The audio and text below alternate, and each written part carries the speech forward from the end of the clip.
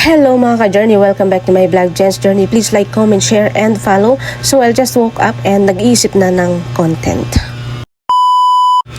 So sakto may dalawang ampalaya sa rep. And syempre hindi na ako nagdalawang isip. And syempre pamalakas ang panlasa dyan, walang ibang kundi ang magic sarap. And syempre nagpabili na ako ng itlog sa pinsan ko. Thank you so much sa effort.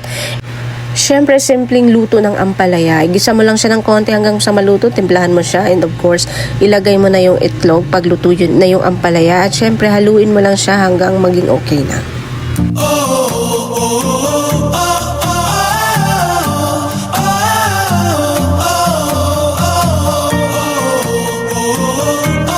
So, ayan, for today's video, magkikrave tayo ng ampalaya with egg. And syempre, meron tayong lemon juice with honey. Ayan.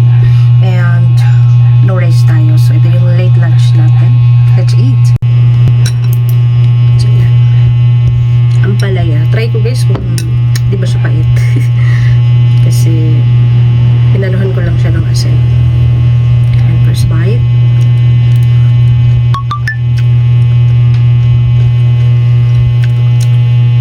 Nilagyan ko pala siya ng ketchup for toppings. Okay naman. Siyempre pag ampalaya, kahit anong gawin mo dyan, pait talaga yan.